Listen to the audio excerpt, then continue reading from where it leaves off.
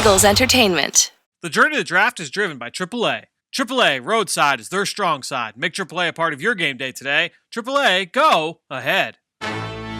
With the 25th pick in the NFL Draft, the Philadelphia Eagles select.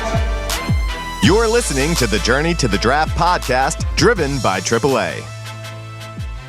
Welcome to the Journey to the Draft podcast, presented by AAA. I'm your host, Fran Duffy, and we are recapping the week that was in Mobile today, as maybe the biggest event of this year's pre-draft process is now in the books. We're going to start this week's show off with our last installment of Scout Stories. Eagles area scout Shawn Heinland is going to drop by to talk about Eagles right tackle Lane Johnson. Shawn scouted him when he was in Oklahoma, and you want to talk about Senior Bowl risers. Lane was a great example of that. We'll get into that in that segment. Again, that is the final Scout Story segment that we've got in the can. So with that, I've got an announcement to make. Starting next week, we'll be having a weekly segment with one of the very best in the business when it comes to tape study, film evaluation, player projection. That's Greg Cosell from NFL Films. Greg will come on every single week, and we'll go through a handful of players that he studied and how they're going to make their transition to the NFL. We'll do that once a week, leading up all the way to the 2021 NFL Draft. So that's what's to come here on the show. But like I said, we will start off with our final Scout Stories here with Shawn Heinland on Lane Johnson right at the top of this episode. Afterwards, we will transition to Draft Buzz, where Dane, Brugler, Ben Fennell, and I will look at the week that was at the Senior Bowl, name some superlatives of our own.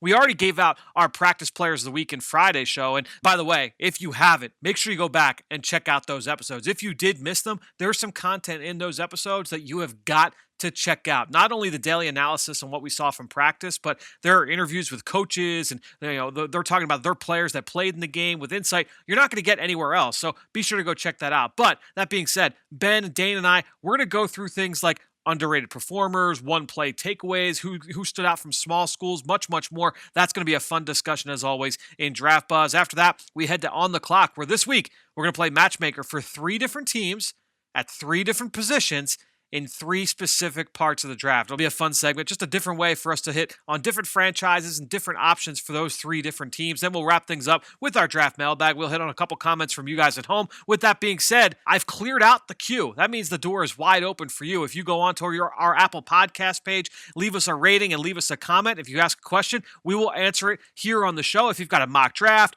a specific player you want us to take a look at, if you want me to stack different position rankings, whatever you want to know, now is the time. Go on our Apple Podcast, leave us a rating, leave us a comment. We'll get to it later here this week. That being said, let's jump back to the year 2013. Lane Johnson coming out of Oklahoma. We're going to talk with Shawn Heinland. It's time for our final Scout Story.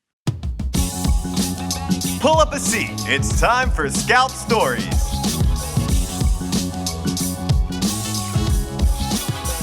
Well, joining us this week here on Scout Stories is Eagles Southwest area scout Shawn Heinland. Shawn, thanks so much for joining us again, man. Hi, Fran. Thanks for having me on. I appreciate it. So let's talk about Eagles offensive tackle Lane Johnson. Obviously a really unique player when he was coming out of Oklahoma. The Eagles made him a top 5 pick. Interested to get your thoughts on him and your memories of scouting him when he was with the Sooners. Yeah, Lane's one of those guys that, grew into the offensive tackle position, high school quarterback, basketball player, phenomenal athlete, and played quarterback in junior college even. And as from there, Oklahoma brought him in and, shifted him over to tight end originally, and then eventually grew into that offensive tackle position. And when you went in there to visit, you just saw this massive athlete that was able to move his feet really well. He was just really raw, just needed to work on fundamentals, but you saw the potential he had. Just because of his length, his feet, his ability to bend, it was very rare. He came out the same year. That was a loaded offensive tackle group. I mean, 3 of them went in the top 5. So you look at it was him and Luke Jokel and Eric Fisher. Eric Fisher ended up going number 1. Of those 3, I mean, Fisher was a former tight end, but Lane was the most raw of that group, or was perceived to be that way, by the people on the outside.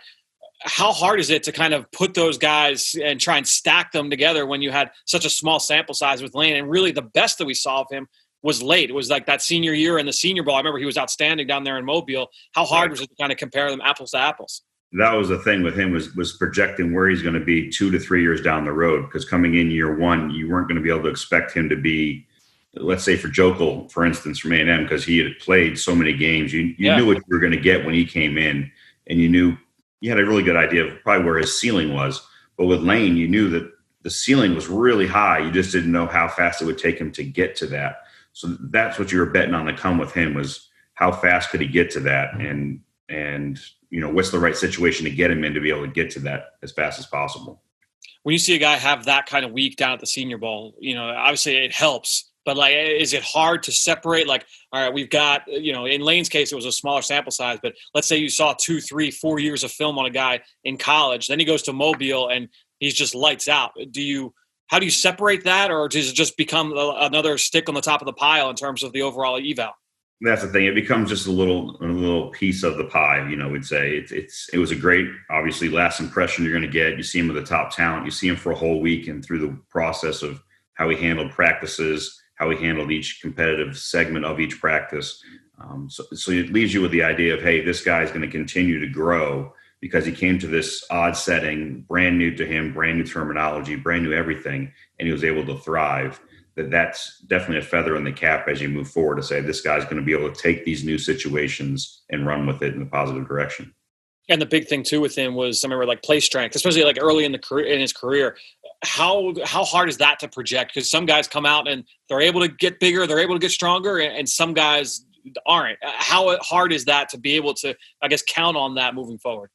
Well, that was something when you go into the talk there, and I was fortunate enough to have a great relationship with Jerry Schmidt, the strength coach there. He and I were at Florida together back in the mid-'90s. So from talking to Jerry and knowing him as well as I do, was able to project, hey, here's where he is now. Here's where his body's going to be in a couple of years. This guy's country strong to start with. The weight room strength is still coming, and it's just going to continue to get better. So you're going to be able to see, this guy's physical potential matches the athletic potential. It's all there going forward. It's just a matter of having a little bit of patience till he gets there. Well, Shawn, this was awesome, man. Really appreciate the time. Thanks so much for joining us here on the Journey to the Draft podcast. Stay safe, stay healthy. We'll talk to you soon. Thanks, Fran. I appreciate it. Well, great stuff there from Shawn Heinland, and really some topical items there, right? Because you talk about Lane Johnson, and he talked about just the unique journey he had. High school quarterback, JUCO quarterback, tight end. He was playing defensive line a little bit. Just a massive athlete who was really raw and a project.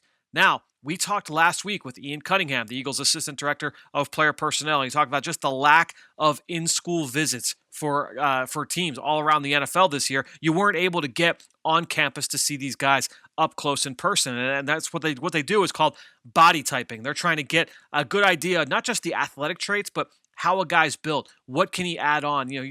Shawn talked about trying to figure out, hey, how much bigger can Lane Johnson get? How much stronger can Lane Johnson get? Well, if you don't have those in-person visits, it's harder to identify who those guys are. Not only that, but you're going to get other guys that are slipping through the cracks. Maybe they don't get that Senior Bowl invite, right? What Dane mentioned late in the show, one of the stars of the Senior Bowl, we're going to talk about him in the next segment, Quinn Miners from Wisconsin Whitewater. He only got added to the game just a few weeks ago when Landon Dickerson, the Alabama center, suffered that knee injury. So you see all these players that are going to fall through the cracks a little bit. Maybe that buzz didn't generate around scouts all through September and October, and then that doesn't help them get that notice from the Senior Bowl.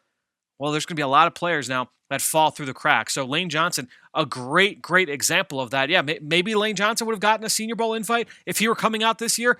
Maybe not. And if he doesn't go down there, he doesn't get the chance to really improve his stock and elevate himself to the number 4 player overall. And he was the guy of those 3 tackles that we mentioned. He's the one who's lived up to that draft slot. So I think it's really interesting. You talk about players that have that ability to, show off in front of scouts through the fall. That's what gets them noticed by the Senior Bowl. They get that little buzz. They get the ball rolling there. Then they get down to Mobile, and that's where you see their stock really take off. And, look, the Senior Bowl risers, that is a real thing, because especially when you're getting guys that are more projections, you're going to have your 3-year starters, your 4-year starters. You kind of know what you're going to get. You're expecting them to show up to Mobile and stand out. It's the guys that go above and beyond. Maybe the guys that they're playing a new position, or they're coming from a lower level of competition, or they're coming off of an injury. They haven't played a ton of football in that spot. Well, now they go down to Mobile and they're going up against, in theory, the best of the best, right, from around the country. And if they show off in that stage where the pressure is on, well, now you that gives you a little bit more excited. Maybe that carries a little bit more weight. And so, especially this year, because of the unique circumstances, I think a lot of these guys that we're going to talk about here in this next segment, maybe that'll carry a little bit further than a normal year. I think it's going to be really interesting just to kind of follow how this is portrayed here in the coming weeks and coming months. The other interesting note I thought from Shawn was just that relationship with the strength coach. And again, I say this all the time. It is a people business. So, just like how, when you're interviewing for a job, no matter what occupation you have, it's all about who you know more often than not, right? It's timing and it's who you know. And football is no different. You're going to have scouts that know strength coaches, no assistant coaches. Maybe an assistant coach just got hired by an NFL team. And, oh, yeah, I know this guy, or I recruited this guy. All of those things happen every single year. We don't always know about them during the process, and we find out about them afterwards. But they always play, they always come into account. And the teams that can get that best information doesn't mean they're necessarily going to pick that guy, but they're getting really, really good information that they feel good to make a much more informed decision. Just a part of the process that I find to be so fascinating. Great stuff from Shawn Heinland. Hope you guys enjoyed this series that we did this year. Honestly, I don't want to take credit for it. Ben Fennell came up with the idea for the segment, and I thought it was a lot of fun. Hope you guys were able to enjoy that. I think we're going to run this back and do something very similar here in the fall. So that's our interview with Shawn Heinland. Let's start talking about this week's action and this draft season's action. We'll go now to Draft Buzz. Now it's time for Draft Buzz. All right, well, excited to get things going here with Draft Buzz as I welcome in Dane, Brugler, Ben Fennell. Guys, the Senior Bowl officially behind us, but before we put it to bed, I thought it'd be fun to just kind of reflect on just the entire week, because we talked all about practice, but we'll talk a little bit about the game as well. But now that we're out of it, Dane, just kind of parting thoughts on just the entire experience. Obviously, a unique year for sure for you going down to Mobile. Very different. And, we covered it, just a lot of the differences, including just the stadium itself, how different that was. But I think just overall, it's something that is so unique this season we don't know what the pro days are going to look like. We know there's not going to be a combine, but credit to Jim Nagy and his staff for making sure there was a Senior Bowl. And, I was laughing with Jim at some point last week, just how much money it cost for all the plexiglass for this to set up all the interviews, because they had to make it safe for everybody, but they still wanted the interviews to be a big part of the Senior Bowl. And so a lot of these teams got FaceTime with these players, and that's something that we don't really know if that's going to happen the rest of the way. So just a huge week for a lot of players and for all 32 teams. So let's actually talk about that. And Ben, I'm going to come to you first here. I've got two little sound bites that came from press conferences last week. And there were just two. And I wanted to kind of hash them out with you guys. And I'm going to toss to the first one here. The first one is actually three different sound bites. Two of them are from Carolina Panthers head coach Matt Rule. And one is from Miami Dolphins head coach Brian Flores. But it's all talking about character and just how much the interview process, being able to get those face-to-face interactions matter to the entire draft process. Here's that bite right now. As I told the players, we think we know all these guys. Our scouts do a great job, and all the scouts around the league do a great job. But that's always information from a third party, someone at the school, a coach, and I'm sure they do a great job. This is a chance for the players to really speak for themselves and say, hey, this is who I am. This is what my makeup is. And so I think coaching them, I think being in meetings with them, I think just being on the elevator with them, you get a sense for the guys. And, we're looking to find out who's tough, hardworking, and competitive, or who's smart, who loves the game, and who's a good person. We spend 6 months of the year together. So we want to be around people that we like and fit us. So I think this is invaluable in this year to have this opportunity. No one knows what will happen after this. I think it's really smart of these guys to play in this game. I think Jim Nagy and his staff have done a fantastic job putting together a great roster, and I think we'll leave with a really good sense of these guys. Look, we're looking for guys who are tough, who are smart, who are competitive, who love to play, who love to practice, who are looking to get better, who want to improve, and guys who are team first. And so those are sort of the intangibles, we're looking for. And if a guy has that and is talented, then, I imagine he'll do the things and make the sacrifices necessary to make himself the best player he can possibly be. If a guy is more talented and don't have those qualities, then I believe that that player will get passed up because some other players will do all the things necessary to make the sacrifices necessary to get better, improve. And I think past that, player with the lesser intangibles, I think you'll pass him up. Now, when you put a good player with good intangibles, that's really what you're looking for. So those are just, my thoughts, my opinions. I mean, it's changed everything. It's not a lot of interaction. It's not a lot of one. I mean, I'll just tell you this. There was a player last year, and I won't say who was supposed to be drafted pretty highly, and I got in the elevator with them at the combine, and I was just like, by the end of that elevator ride, I was like, there's no way that guy will be fit with us. And just the way their demeanor, the way they acted. I mean, I think having that personal touch is really hard, right? To not have it, but we have to make it up on Zooms. I think our scouts didn't really go out much this year. They didn't do school calls. They didn't have a chance to get in. They had to do it all over Zoom, and then went to some games. So I think it's changed everything. This would be a year where everyone across the NFL knows less about the players than any other year. All right, so some interesting stuff to kind of unpack there. And Ben, I want to come to you first. Like I said, just overall big takeaways from listening to that bite. And I know this is something you and I are always talking about here on the show, about it's not just what these guys do on the field, but it's who they are as people and as teammates and as coworkers. And it was just great to hear NFL coaches say it to our listeners rather than hearing us say it for the upteeth time here on the podcast. Well, I feel like we see these gladiators on TV and our fantasy teams, and we really kind of omit the human element to it. And these coaches, the boots on the ground, the guys working hands-on with these players really put that twist on it. And this is a big part of Senior Bowl week, is getting to know not just the player, but who is going to be that teammate, the potential employee, the coworker, the member of society that you're also getting. So, figuring out not only your football character, but your natural character as a human being is a big aspect of, projecting to the NFL and being a successful professional, not only in the NFL or other sports, but in life. So I love to always kind of spin it back to, these are kids, they're young adults, they're people first and foremost that happen to be professional athletes. And it's very unique, but you can't forget the human aspect of it.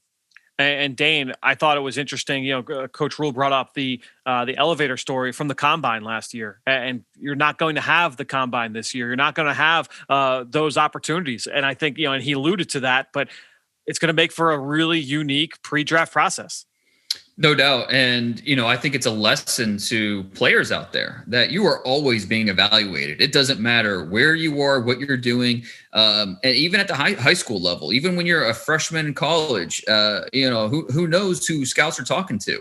That maybe they're talking to at the football facility, they're talking to the janitor about, have you seen this player around, and is he, what can you tell me about him? Things like that. You just don't know, the different things being talked about. So, it's a lesson for players. And this year it's going to be really interesting without having that combine and without having that face-to-face time. But that's why the Senior Bowl is so important. And, it's a lot of teams are going to rely on their contacts already at the programs, throughout at different college programs around the country to try to figure these guys out. What makes them tick?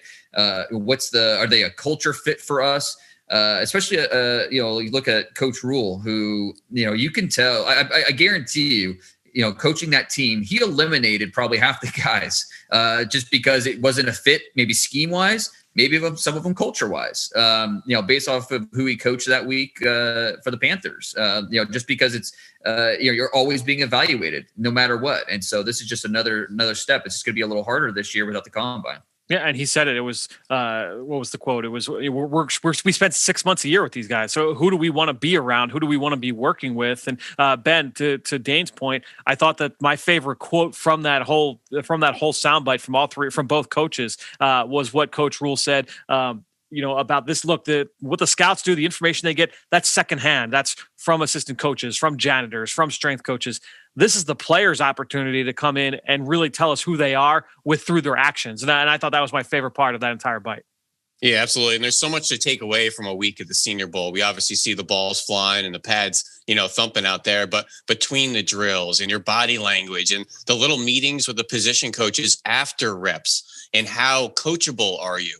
How do you figure out if a player is coachable or not? A lot of times you figure it out by coaching. Yeah. So sometimes you learn that, in June and July after the draft, and you may realize, sheesh, he's not a coachable kid. And the Senior Bowl gives you a chance to get your hands on them and to figure out the goods and bads and pros and cons that these players, profile and represent. And it's just really cool to kind of peel back that layer this week. So let's go to the second bite that I pulled. And this was also from Matt Rule from his press conference. And he was asked about which traits he values most at the quarterback position. Let's go to that answer right now. I think you want someone who's elitely intelligent. I think you want someone who's a tremendous leader. And when I say intelligent, it's not the ability to gain information as much as it is to process information. I think you want someone who's accurate. I think you want someone who has arm talent to make all the throws. And I think you want someone who has a history of making plays in crucial situations. That's very, kind of generic. I think with quarterbacks today in the NFL, especially the young guys you see having success, you see a sense of mobility to those guys.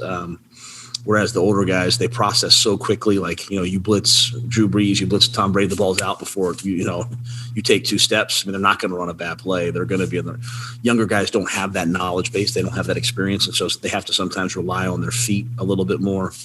And I think having tremendous weapons around them. I think a lot's made sometimes about quarterbacks coming into the league and failing. But usually a lot of times they go to poor organizations with not a lot of talent around them. Watch the game this week coming up in the Super Bowl, the Super Bowl, both Mahomes and Brady are elite talents, elite players, but they're also surrounded by a ton of talent. And so I think all of that kind of goes into their success. But those would be the traits I'd say we're looking for in any of our quarterbacks. All right, so Dane, I want to come to you first with this one. Overall reaction, just listening to Matt Rule and the traits that he values most at the quarterback position. Well, so much of playing quarterback is mental, and obviously your mental capacity and your ability to process things quickly, and that on the field, but also off the field, character and how you present yourself, being a leader, and all those things we know are important. But it's harder to necessarily judge and scout those things based just on tape or without spending a lot of time with these guys. So you knew Matt Rule jumped at the opportunity to coach at the Senior Bowl because it's a hands-on opportunity to find out what kind of learners are these guys. What kind of leaders are they? How do they interact with their teammates? Just find out more about them, because as a quarterback, there's so many traits that you just don't see necessarily on film that go into whether or not he's a successful quarterback. So it's part of what makes quarterback such a tough position to evaluate. Ben, there was one aspect of that quote that made me think of you and just our conversations about the quarterback position and obviously everything being so situational. Him talking about the elite talent, the supporting cast surrounding these quarterbacks, pointing to the Super Bowl, looking at Kansas City, looking at Tampa Bay. What was your kind of thought on that aspect of the quote? Well, I think that's a big conversation of quarterback, evaluation right now. And like DJ just formulated on Twitter, yesterday, the trucks versus trailers. Yep. And, whether you're a product of your surroundings or whether you're creating your surroundings and lifting up those teammates around you. And there's different ways to do it. You can win with both styles. But figuring out who that makeup is, who that football, IQ is at the quarterback position is a huge factor of it. The confidence, the competitive nature, just getting in and out of the huddle, how you talk to teammates, whether you command that type of respect, all that stuff matters. Then your quarterback style can be evaluated and whether it works in your system and, if you're excelling and lifting the players around you. I just think the quarterback position right now is a very fluid type of projection. There's a lot of different ways to go about it, as we see some teams, going with the veteran guy, some with the young guy, some with the mobile guy. There's a lot of different ways to do it. I love just hearing, Matt Rule kind of talk about his perspective on it, particularly other teams in the NFL as well. Yeah. Yeah, no question. I thought that was a really kind of illuminating aspect of that quote. And he talked about both the on-field trait, he talked about accuracy and the ability to extend and things like that, but then also the off-field traits as well. Hope you guys enjoyed those two sound bites. Let's now go to our Senior Bowl superlatives, guys. And Dane, you and I, we did our practice players of the week on Friday, getting ready for the game on Saturday. But this is going to be a little bit different. Here, we're going to just kind of go through some different categories, just a way to talk about some players coming out of the entire week. And the first one, we're just going to, what's the biggest riser? Who was the guy that was helped most by the entire week? And I'll kick things off. Honestly, I mean, it's hard to give an answer outside of Quinn Miners, the center or guard from Wisconsin Whitewater. He lined up at both positions, which was big for his projection as well, because he was really a guard only, playing at the D3 level at Wisconsin Whitewater. But, from the very jump, just seeing it, not just his athleticism, but just seeing his tenacity in the blocks, the technique that he was playing with, his play strength, really just across the board, just checked all kinds of boxes. Dane, you made the point, him breaking the bone in his hand in Thursday's practice, gutting his way through it. And then I know Ian Rappaport from NFL Network tweeted out on Friday that he was basically begging the team, begging the Senior Bowl staff, I want to play. Don't hold me out of this game. I mean, just adds to the legend of Quinn Miners. Dane, I know you've got thoughts on Miners as well, but give us your pick as well here for the biggest riser. Well, and I was going to say it was the opposite for a lot of offensive linemen. A lot of offensive linemen pulled out of the game. They were, we don't want to risk injury. I thought I did enough during the week. They were struggling. They had actually had to bring in some linemen to just play in the game. And Miners was the complete opposite. And before I answer, I'm going to put it to you really quick. I've been going down the Senior Bowl for a decade now, and I don't remember a player helping himself as much as Miners did. Do you guys remember anyone? I mean, even Ali Marpette from Hobart. He was a mid-rounder coming in. People knew he dominated D3 competition. Miners I had not talked to a team that had better than a 6th or 7th round grade on him. Now he's maybe in the top 100 conversation. I don't remember a player helping himself to this extent over the years at the Senior Bowl. I think it goes to in the last segment I talked about. Basically how the guys this year, there was just such a unique set of circumstances because scouts were not on campus for every school this year. So you didn't have that buzz building. There weren't scouts seeing each other and saying, oh, hey, have you seen the Wisconsin Whitewater kid yet? If you haven't, you got to go check him out. That kind of, there's none of those back and forth. They weren't on the field this year. So the buzz hadn't built. And so he was a late rounder to an undrafted free agent coming into the week. And then you see what he was able to do. I would agree with you. I don't know that we've seen one quite like this one. Yeah. Okay. So I'm going to go I would have went with Miners, but sure. He's off the board. So I'm going to go with Richie Grant, who, I liked quite a bit coming in. I had a top 100 grade on him, 3rd round grade. But I think he showed throughout the week of practice that he's going much higher than that. He's going to go somewhere in the top 50 picks. The range that he plays with, the play speed, he had a handful of interceptions throughout the week, and just, you see that receiver background. Love the way he'll come down, run the alleys, come downhill and hit you. I just think he has everything you want in a starting level NFL safety. So I think he's a player that's going to be in that top 50 mix and really helped himself, made himself some money with what he did at Senior Bowl practices. Ben, let's come to you. Who was your biggest riser? Yeah, Richie Grant's a great pick. I went back and watched his tape immediately after those couple days in practice, and he is an excellent mix of playing that post and single high and also being a box safety, really good coverage instincts. Obviously sets the tone when he arrives with his hitting. I love Richie Grant. I'm glad he's getting some buzz. I went with Demetric Felton, who everybody knew was a running back listed, and everybody said, oh, it's just running back, playing receiver, a guy we've been talking about all season long here on Journey to the Draft podcast, because he was a 4-star receiver that came to UCLA as a receiver, then moved to a backfield pass catching role. This week goes back to that receiver position and is turning heads saying, who's this Demetric Felton kid? And it doesn't matter if it was 1-on-1, 7-on-7s, team, and then in the game. Produced every day, every session of practice. And it wasn't hard to see his ability to uncover, get off the line of scrimmage, catch the ball, accelerate after the catch. And now everybody's saying, who is this gadget, hybrid player? Guy we've been obviously crushing about all season long. easy comparison to Nyheim Hines, who was also a slot receiver at NC State before moving to the backfield and is a great third down pass catcher for the Indianapolis Colts. So Demetric Felton, I think, was probably a consensus late day 3 and now is probably going to go on day 2 with the team that really wants to add a weapon to their offense. Am I the only one of the three of us that moved him into my receiver bucket coming out of last week? Or did you guys Fran, keep you him at said running that? back? Literally, I was calling up my notes for the podcast and can never remember which position I have him in. He is in my receiver group, though. Okay. Yeah, I did too. And I mean, I also kind of like the Tony Pollard comparison, that type of player. I mean, yeah, the thing is I don't think you have to, or there's a right or wrong answer, receiver or running back, because line them up at both, let them flex and just do a lot of different things. All right, well, let's get to our game ball, our guy who was helped most by the game. So taking practice out of the equation, who was it that impressed most on Saturday in the game? Dane, you can kick this one off.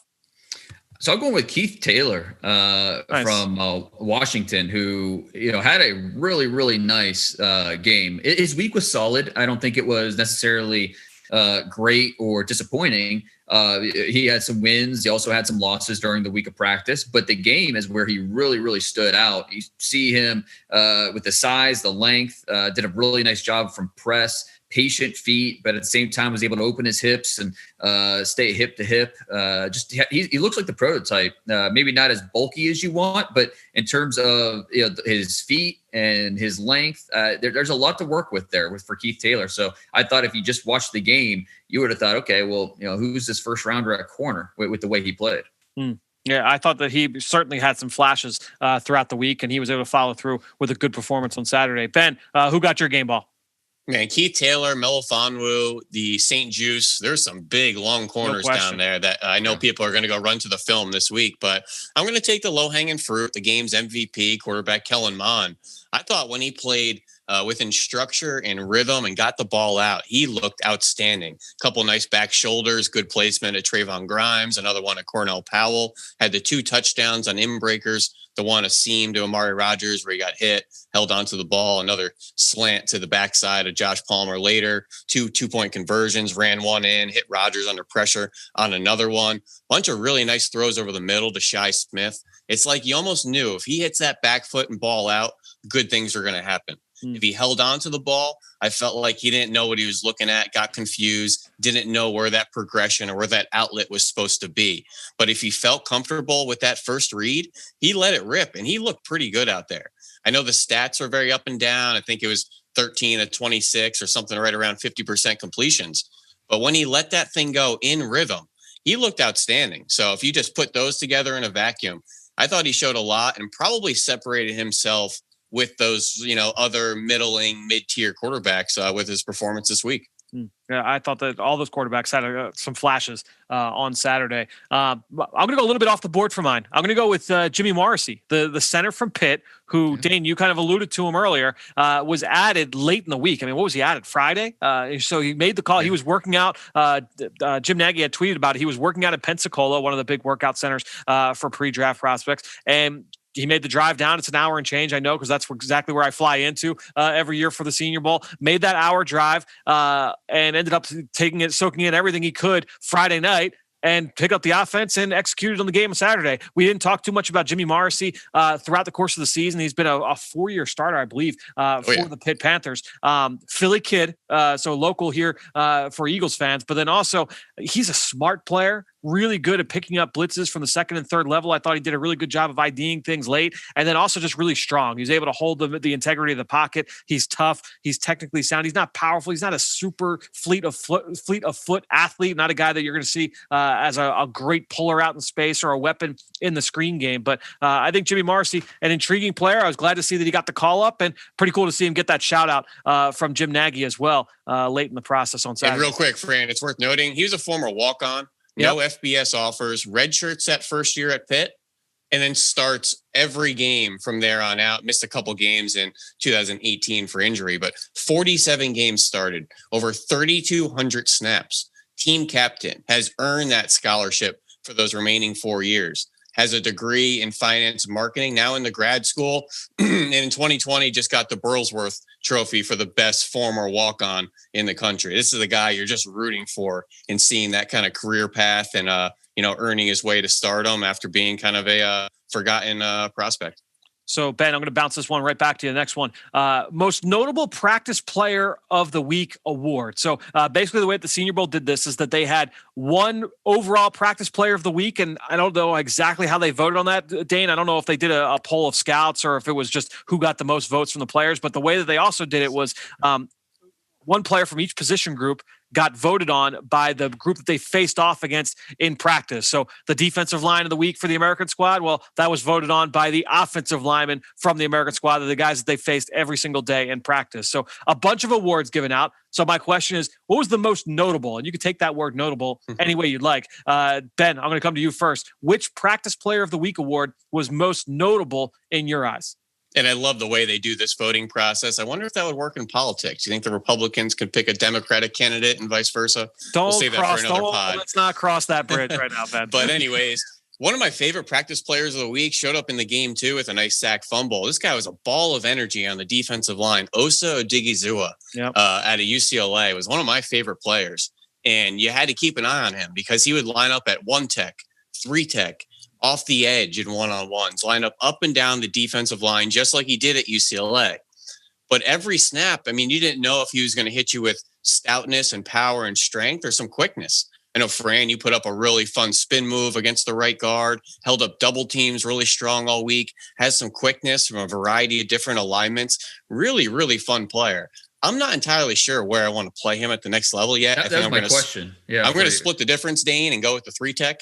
With some flexibility. I think he's right around 6'2", 280. So he's kind of a, right in the middle there as far as, height, weight, size, but really interesting player. I just thought he was a ball of energy, getting in and out of drills. The second the rep was done, sprinting back to the end of the line to go get a pointer from the position coach. I love seeing guys like that, just look like they were just happy to be alive, happy to be out there playing with tons of energy and productive too. So he was checking a lot of boxes and a guy I want to go back and watch his tape this week. Yeah, there was a bunch of defensive linemen I thought that could kind of make their name felt this week, and I thought Odighizuwa was one of the best for sure. So I was glad to see him get that award. For me, I'm going to go with the guy who got overall practice player of the week because we just, waxed poetic about Quinn Miners a few minutes ago. But it was another offensive lineman in Dylan Radins from North Dakota State who ended up winning the overall practice player of the week award. And it was kind of unheralded what he was able to do. But when you watched him at whether he was a left tackle or left guard, I thought he looked good throughout the course of the week. And again, I don't know exactly how they voted on this one. I don't know if it was just the guy who got the most votes or if they did poll scouts for this one. And Dane, I don't know if you could shed any light on that, but Radins I thought was really, really good throughout the course of the week of practice. And look, we have talked about him a lot, the three of us on this show. And maybe that initial love where, he's going to go top 10, top 12, maybe a little bit rich for all three of us, but good player. And I think he showed that down in Mobile. I was glad to see him come through with a strong week of practice. Yeah, no doubt. And he was a player that I think on film coming in, most teams had 3rd, 4th round grades on him. But I mean, he showed that he could stick outside a tackle. I think that was a big question. Does he have the pass protection skills to play out in space? And I thought he did a nice job. So yep. Yeah, Radins definitely helped himself. And to be honest, I'm not sure because it seemed like from Jim Nagy's tweet that it was the players that are voting on who gets these awards, which made it really interesting for my choice. I went with David Moore, who's the top offensive lineman on the American squad. Yep. And I thought he had a good week, but it's notable because you look at the other offensive linemen on that team, Alex Leatherwood, Deontay Brown, Deontay Smith from East Carolina, who had a great week. Just really, really interesting that David Moore from Grambling, who played guard and center, was the one that came away as the most impressive from that group. And it I think is a good example of a player who day one was a little rusty and, still getting his feet wet with the level of comp, the timing, the new teammates around him, the different drills. And then day 2, day 3, he looked better and better. And so I think that's a big part of Senior Bowl week is seeing who gets better, who progresses throughout the week, develops, takes the coaching that's given to them. And David Moore is definitely one of those guys, which is great from a small schooler. And I thought that he came out, you mentioned like day one, I thought he was a little overzealous. Like he was just a little bit over aggressive. He was lunging. Right. He was he was like, those 2-hand punches in pass pro. He was just flying out, to try and get that first contact. Was throwing himself off balance. But I thought day 2, day 3, he really kind of came. He's a guy not throwing jabs out there. He's looking to finish you when he's throwing those hands, and he jolts some linebackers, and he got a couple victims out there. But definitely agree with you, Fran. It was a little aggressive and occasionally shot out over his toes, because of that. Yep, no question. So let's get to our one play takeaway. And this is one play from practice that we will kind of remember most. Just thinking back over that, there's a few that stand out to me, but I don't know that I'm going to forget the image. And anytime we talk about Quinn Miners, I'm going to think about him in 9-on-7 going up against Levi Onwuzurike, one of my favorite players down at the game. And he only played that first day of practice, but just driving him 3-4 yards up into the linebacker's lap and then just dumping him, just getting that finish up at the second level. That was the play that got me like really, really excited about Quinn Miners, because I haven't seen anybody really do that on Onwuzurike. And what Miners did in that one, that will for sure stick with me, guys. Well, I might as well stay with the Miners one. And I think this was on day 2. So at this point, we were getting a little desensitized to Miners body slams and slams out there. But this one was against Patrick Jones, I believe, lined up at 3-tech, went for one of those patented Superman cross chops where you like to leave your feet, going with that cross chop, hoping that the guard's feet are going to stop. Unfortunately, his feet didn't stop. So a lot of those times you're off the ground, you get caught because of that, like literally caught in the air and torqued and slammed. And that's exactly what he did to Patrick Jones there. I think he got Jones's back or some awkward alignment and finished him into the ground. Patrick Jones definitely won. Didn't have as strong a week as we had hoped on the practice field, but Miners definitely took advantage of that one. Yeah, I tweeted that clip, and it's so impressive that, a D3 guy facing a pit pass rusher was able to stay so patient on a rep like that and keep his eyes, his feet, his hands in unison to combat what Jones was throwing at him, even if he did leave his feet. So just really impressive. I went with the Shi Smith catch on day 1.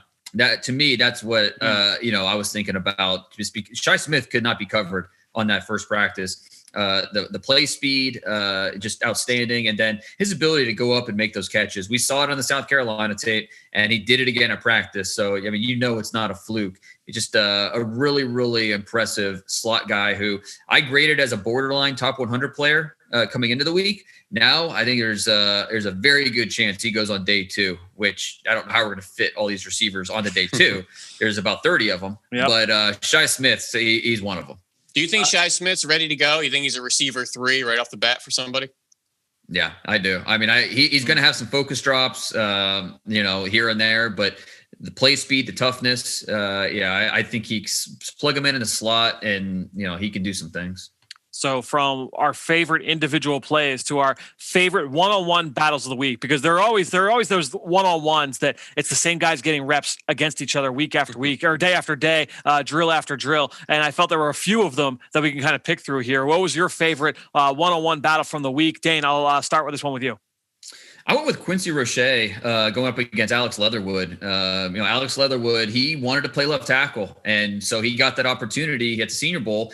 And Rochet had a really really nice week going up against him. Rochet is another guy who came in probably as a 4th rounder. Not really viewed as a day 2 pick by a lot of people around the league. Now, maybe he will be, just because of the week that he had going up against Alex Leatherwood. Not the best athlete, and that shows. But he just has the feel and the instincts, understanding how to play the position, and that leads to production. So I thought Quincy Rochet helped himself, and that battle going back and forth, I thought Rochet got probably a little bit of the best of it, but it was just a fun battle. Do your thoughts on Leatherwood change at all coming out of the week? Not necessarily just that one-on-one matchup, but just from the week overall, Dane? I feel like I know exactly what Alex Leatherwood is.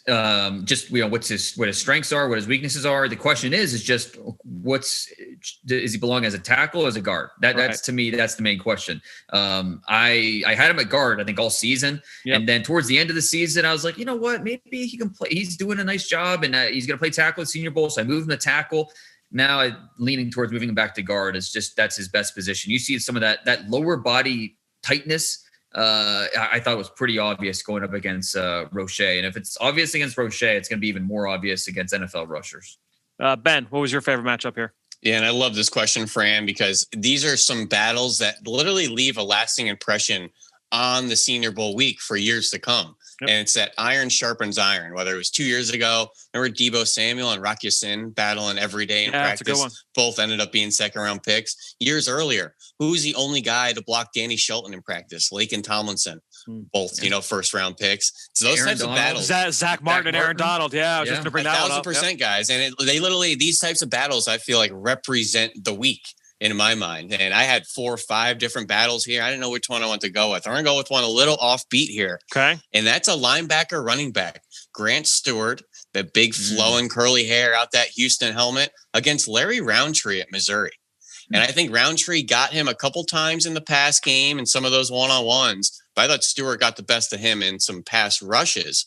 But no matter what, they saw each other a lot. They banged a lot. They were always given 5 after the play. Really good battles. 2 really strong, I don't want to say explosive athletic type of players, but just really strong football players, really powerful players, really technically sound players. They weren't going to out-finesse the other player, for lack of a better word. You knew what you were getting. I just thought they really battled and made each other better throughout the week. Grant Stewart, he's so interesting. When I watched him on film, I was just like, I like how his energy. He's running around out there, but where am I playing him on defense? I mean, he's undersized. He's a little bit of a linebacker, safety tweener. I don't know what to do with this guy. But then seeing him live at the Senior Bowl, seeing him on special teams, I mean, this guy is going to be a core special teamer for a long, long time. And that energy is just, I want him on my team. I don't know what role he's going to play for me on defense, a base defense, but as a special teamer, he's got it. No, Dane, I think he's one of these guys that you can't get rid of. He's one of these guys that maybe doesn't look the part. He doesn't have the right measurables, won't have the right speed, but will just outwill his way and outwork his way into the lineup, to the back end of the roster, and eventually onto the field in the NFL in some capacity. I'm not going to be the one to root this kid out or, to count this kid out. He was 190-pound safety coming out of high school. He's now up to 230, I think he measured in this week. Not sure if that's helping him or hurting him, but you know what you're getting with his energy and obviously athleticism. Yeah, he was going to go to Yale until Houston came in very, very late in the process. It was right when Major Applewhite took over. And so they had like a late opening. And so, because he grew up just north of Houston. And so they gave him a late offer and just a great story that he just outworks everybody. He was a safety most of his career, moving to linebacker as a senior, and just a fun player.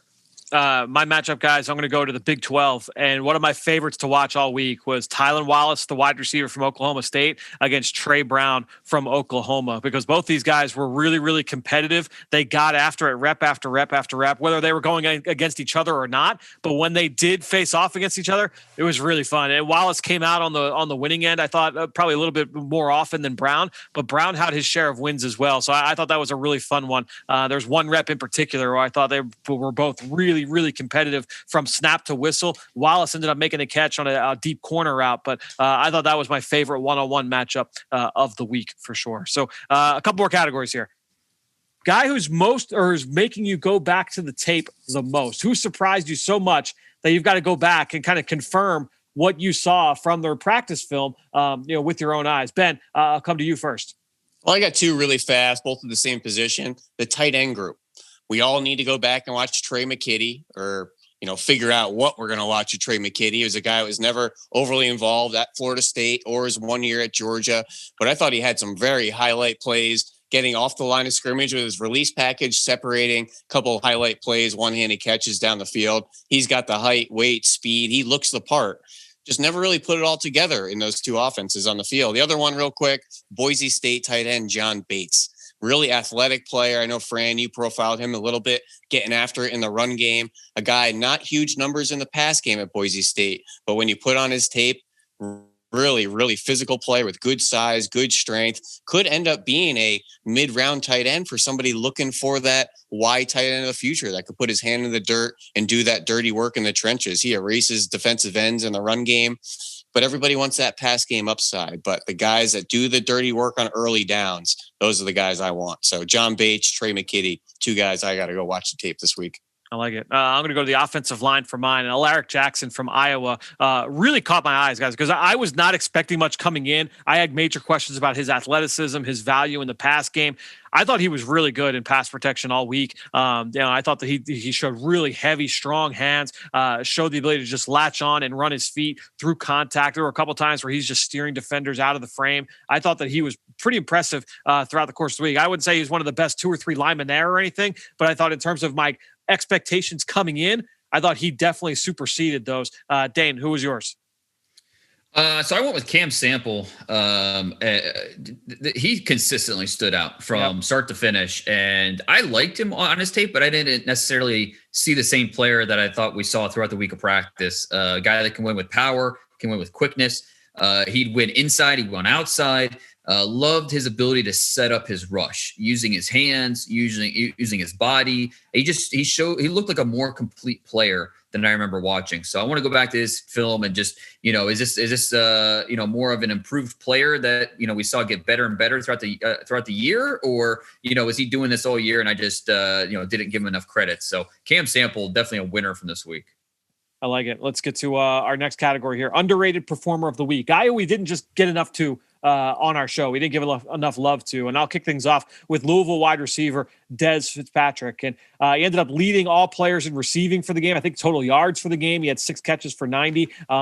Fitzpatrick is just a technician, early in the down, his ability to get off press, his ability to create separation. He's not going to wow you with his ability to run away from people. He's not a special athlete. Yards after catch is going to be a question moving into the NFL, but really reliable possession threat who I think can get open early, and has that ability to just be a very reliable automatic player at the catch point. I was really impressed with what I saw from Dez Fitzpatrick from start to finish this week. Again, not a game breaker, not a guy that's going to be a top 5 round pick in fantasy football year after year, but just a really good, solid football player that's going to be an important player for his team's offense moving into the NFL. Dane, who was yours? So I went with edge rusher from Baylor, William Bradley King, the Arkansas State transfer, who he's come up before on the show. Before the season, but I don't think we talked about him at all during the season. And I don't think we talked much about him during the week of Senior Bowl practices, but he just had a solid week. You see the fluidity for a guy that's 6'3.5", 255 pounds, does a nice job defeating blocks. And he did a really nice job staying detached. So I think he's a guy that deserves a little more credit for the player that he is. And he's probably going to be somewhere. He's going to be drafted somewhere on day 3. Not a top 100 draft pick by any means, but it's still a quality player who, I thought maybe played a little bit better than the attention that we gave him. Yeah, he definitely has some power in his hands for sure. His ability to kind of jar those those blockers on first contact really stood out. Ben, who was yours? I'm going to go with one of the more intriguing, mysterious players in this entire class. I thought had a really strong week. Not a whole lot of buzz out there in the Twitter sphere and the media world. And that's Chris Evans, the running back out of Michigan. Sure. So a guy that played only 93 snaps this year, missed all of last year with suspension and academic mistake, but has been at Michigan since 2016. He's 23 years old. I thought he showed off some really good route running and hands, getting himself open in the pass game. And that checked out on the tape. Screens, angle routes, flares, really naturally catching the football, plucks away from the frame, runs through arm tackles, could run inside, outside, excellent in the open field, has good size at 5'10", 219. And I thought every time he's on the field, Fran, he looks great.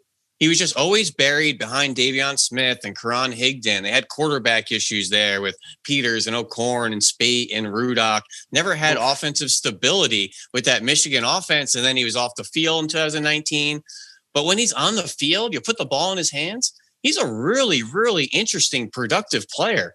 That he's 23 years old. He better be ready to go right now in the NFL. So he's a guy I want to go watch his tape. And I thought had a really good week and needs some more buzz. It's a murderer's row of quarterbacks that you brought up there for Michigan. Let's get to our final category, guys. Our small school standout. We talked about Quinn Miners, obviously, and he was a guy that certainly came from the lower level and tore it up. But Dane, was there another name from a guy outside the Power 5 that you thought shined most during the entire week? Yeah, Cade Johnson. That's a good pick. He's so easy to like. I've made the Dennis Northcutt comparison. I think he consistently won, whether it was with speed, whether it was with a little bit of route savvy to him, caught everything thrown his way. And then you combine that with his tape and you play speed and toughness. He has the ingredients needed to play in the slot. And I think just throw on the Minnesota tape from last year. Minnesota couldn't cover him. And so, he's a former walk-on, couldn't even get a scholarship to South Dakota State, had to walk on there. And they quickly realized, okay, this guy is one of our best players. Better give him a scholarship.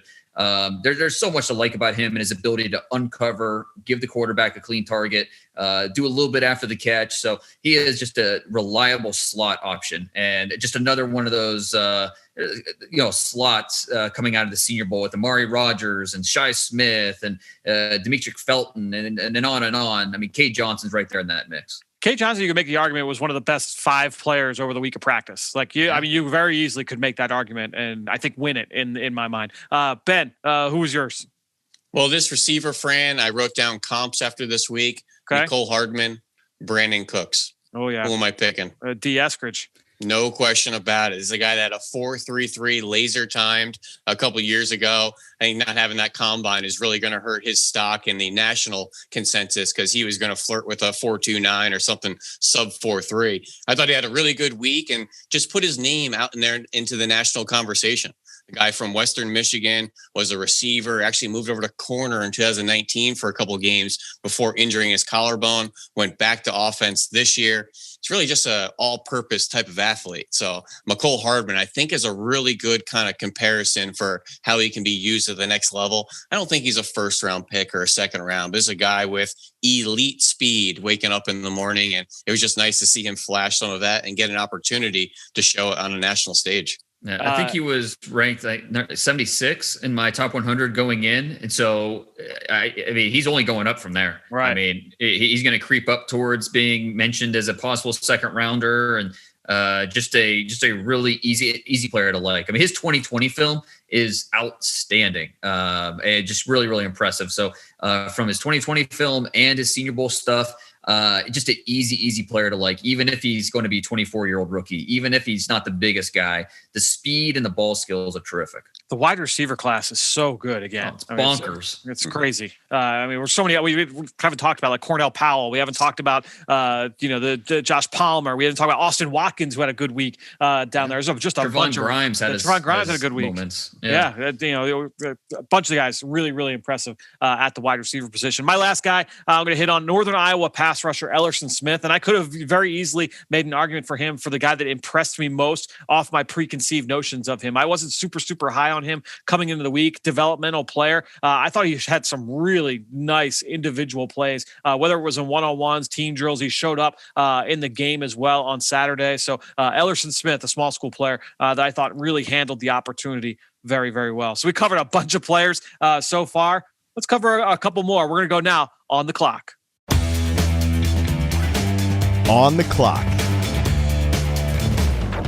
All right, guys. So once again here for On the Clock, for our listeners that joined us, 2 weeks ago, we did our new version of this segment where I've got my little randomizer here. I've got 3 different windows open where I'm basically going to spin the wheel and we're going to pick a position, an NFL team, and an area of the draft. And you got to play matchmaker here. And Dane, I have already run it for you. You have got the Jacksonville Jaguars, a strong safety in round 3. So I ran yours as you're kind of coming up with your selection. I'll get the randomizers here going for Ben's pick, but strong safety for the Jaguars in round 3 of this draft. Okay, so anytime we hear Jaguars, I think you have to make that automatic connection. Okay, Ohio State with Urban Meyer, he's running things now in Jacksonville. Would they consider Shaun Wade here? Maybe if you move him full time to safety, that's a possibility. I'm going to cheat a little bit here. And so instead of strong safety, let's focus on a box defender role. And I'm going to go Pete Werner here. Partly because I know Urban Meyer loves Pete Werner. He was one of his favorite players in Columbus. And that factor, that's a factor in all this. Yep. The other part is Werner's he's a little bit of a safety linebacker tweener. He's 6'1", 230-ish, but he moves around really well. He can be that box defender that you're looking for, but also drop in space and cover. So, they're looking for a strong safety, but maybe this, redefining it as a box defender, Pete Werner would make some sense, but because he can play, but also because it just feels like a very Urban Meyer type of pick with his competitiveness and the versatility and the relationship there. All right. I kind of like that third round Shawn Wade fit there for a second. Too.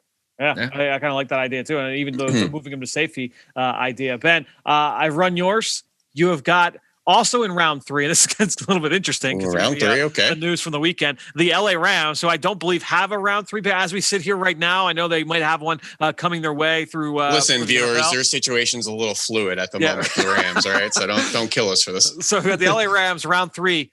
But you got him a running back. So this is a team that has already taken running back. They took one in the second round in Cam Akers last year. I believe it was a second rounder as well the year before with the kid out of Memphis. So you've got 2 day 2 backs in 2 straight years. You're about to make it 3. Yeah, but it's also a trend of Les Snead and his 9 drafts with the Rams. He's taken a first, second, or third round running back 5 times. You go back to Todd Gurley. You go back to Trey Mason. Isaiah Peed was a second round pick. He's a guy not afraid to pull the trigger on a early round running back. So what type of back are we looking for with these profiles? We have Darrell Henderson back there, 5'8", 208. Cam Akers, 5'10", 217.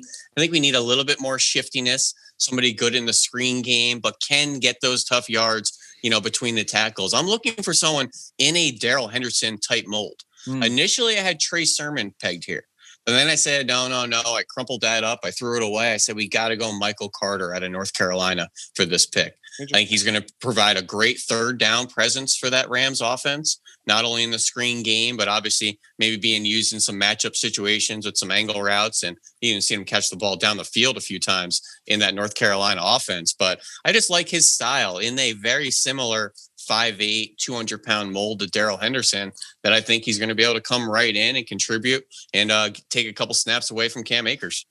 See, I almost think of it as, would it be someone that A, is too good to pass up, so someone that fell to them they weren't expecting, or someone that kind of complements the skill sets of those guys? So like a Najee Harris, if Najee fell to them in round 3, would he be too good to pass up and also a good compliment to the guys they have? That would be a guy I would almost think. I feel like the first wave is going to be gone. So the ETNs, the Najees, maybe even some of the gadget type guys. What do you want to call them? The Demetric Feltons and Kadarius Tonys of the world. And then it's just this next wave.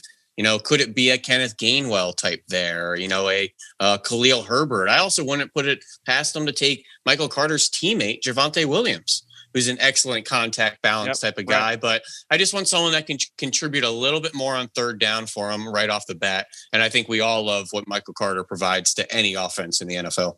All right, so I've run mine. I've had a little bit of time to look into this a little bit. So I have the New Orleans Saints first round defensive tackle. Now, Sheldon Rankins is set to become a free agent. He's been banged up for the last couple of years anyway. Now, really quick, Fran, let's put a little bit of context to this. Since it is the first round pick, we know where the Saints are going to be picking the back end. Is your pick going to reflect where the Saints are picking in round 1?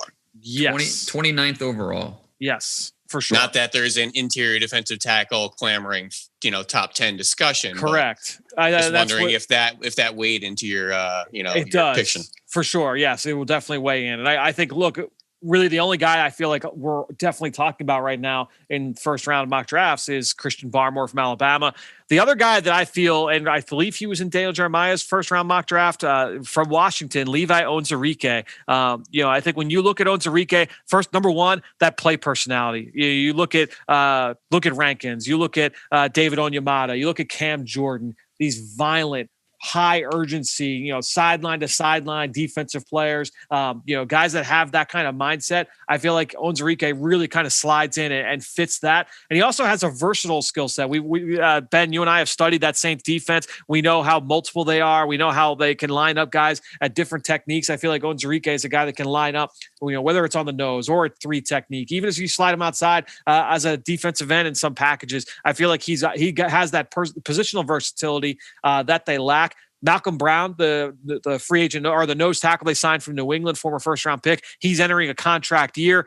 Makes sense. I feel like Onwuzurike is a guy that can come in, be a part of the rotation year one, and then become a full-time starter in year two. That's a great pick there. His versatility. He looks like Cam Jordan. He looks like the Onyemata. Just the ability to play up and down, 3-tech edge, maybe even a little 1-tech in some sub packages. That's a great pick there, Fran.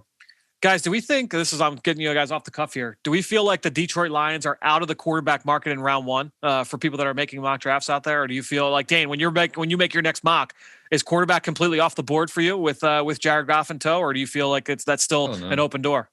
Oh yeah, no, a quarterback's definitely a possibility there. It is a right one there. And that's, who's the right one? Obviously with that contract, the Lions are gonna have to hold on to Goff for a little bit, but I don't necessarily think he was, from a Lions perspective, I don't think Jared Goff was a key piece of that trade. Right. He was a key piece of that trade for the Rams perspective to get rid of that contract. So I think the Lions, as they look at it, they know they still need to answer the long-term future of their franchise at that position. So if the right guy is available there, then I think that's the direction they go. I think not to get too far, but a kind of a ripple effect of that trade is all of a sudden you're Carolina, you're sitting there at 8. And now, you're looking at Detroit in front of you as, okay, well, maybe I need to trade in front of Detroit now to get the quarterback that we want. So it's just a lot of intrigue now with that trade and what the Lions might do and how that kind of shakes up the quarterbacks in the top 10. It's almost and we may not know it. I was going to say, Fran, we may not know it until that pick comes in, because the conversation around this position is going to be very delicate. Considering Goff coming in, you obviously don't want to turn him off and give the confidence that he can be the starter if you need him for the next couple of years. You don't want to immediately seem like he's a placeholder or a stopgap. You want to give him the confidence that he's the guy, even though they may be looking to the future or, who that next starter may be. So I think the next couple of months and the smoke screens about who they're interested in or not interested in is going to be really interesting and may not always tell us what they're thinking.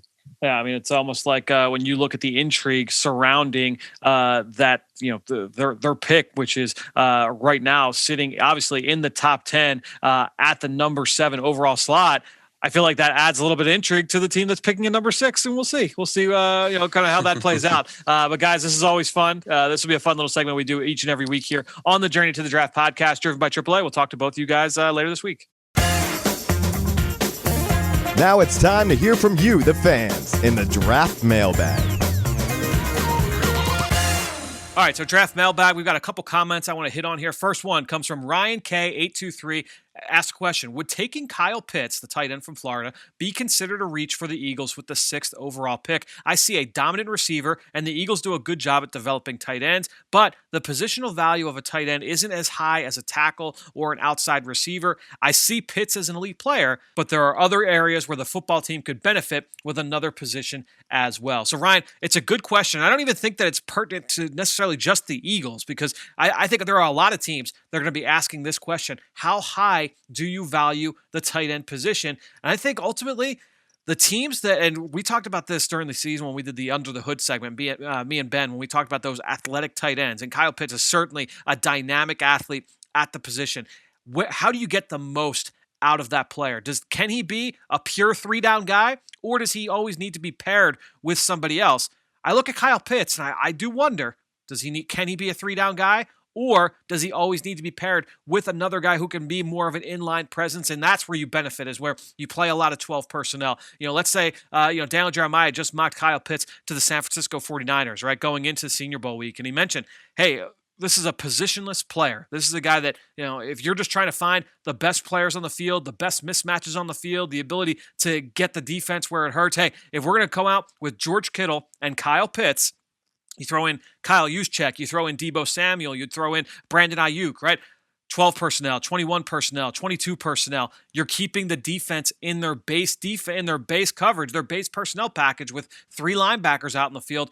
Now you're really forcing their hand in terms of how to try and play all those players. Now, if Kyle Pitts, you look at him and say he could be an outside receiver in terms of his ability to be dominant outside the numbers. We've seen him win matchups this year against some of the best corners in the SEC, guys that are going to be first, second round picks in this draft. We've seen Pitts win one-on-one repeatedly against those guys. Now, not all those guys are going to be NFL starters, but I think when you look at what he can be in the NFL, every team is going to ask, hey, how does he fit into our offense? Can we try and reshape what we do to try and take advantage of the defense? I think it's going to be really interesting to see where he ends up. In my opinion, not every offense is going to be able to get the most out of Kyle Pitts. I think there are a few coaches out there and few, I'll say like trees of offense that will be able to most take advantage of his skill set. Kyle Pitts is a really, really intriguing player, and it's going to be a lot like the Quentin Nelson discussion a few years ago where you saw Quentin Nelson, he's going to be an elite player, right? If you view that Kyle Pitts is going to be an elite player, forget what the draft value is and what the positional value is anywhere in the top half of the first round. If you feel like he can be a true blue chip player, a perennial Pro Bowl talent, you take him and you figure it out. And I think that'll be really, really interesting to see how that's viewed moving forward into the spring. All right, let's get to the last one here. J.H. Sherman left a 2-star review. And this is a great review saying, clearly an analytically flawed philosophy guiding this podcast, quote, build in the trenches. J.H. Sherman, I'm assuming, and I have no idea, but I'm assuming you were referring to the way that I built my team in the mock draft that we did at the beginning of last week's Senior Bowl coverage, where I was trying to build through the trenches. And you're damn right. That's exactly how I believe teams should be built. Yeah, you're going to try and get skill position talent, but I think looking at that Senior Bowl draft, the offensive line talent, the defensive line talent, dried up quickly. There are wide receivers available up and down the depth chart there on the Senior Bowl that were making plays. A lot of the guys that we looked the best last year in practice, we didn't even draft, and it kind of speaks to the depth of the position. I think when you look at all these teams that are competing for Super Bowls on a yearly basis, you look at what they've put, obviously, into the quarterback position, right? Because quarterback trumps everything. But when you look at what they've done in the offensive line, what did the Bucs do? They just drafted their right tackle, who's been an absolute stud protecting Tom Brady this year. Look at the Kansas City Chiefs. They've got multiple first-round picks on their line. They've got multiple Pro Bowlers on their line, on their defensive front. I think when you look at winning in the trenches, that is a very easy success or transition to success in the NFL. So I'm not going to apologize for it. I would say it's a little bit harsh giving me a 2-star review based solely off of that comment, but that's where we are right now. Really appreciate everybody that continues to go over to our Apple Podcast page, leave us those ratings, leave us those comments. Hopefully they're not 2-star reviews moving forward, but appreciate everybody that has given us that love over on our Apple Podcast page, wherever you listen to the show. Thanks so much to everybody once again for listening here to the Journey to the Draft podcast, driven by AAA. We'll be back later this week. I've got a fun show lined up for you. We'll talk to you here later this week.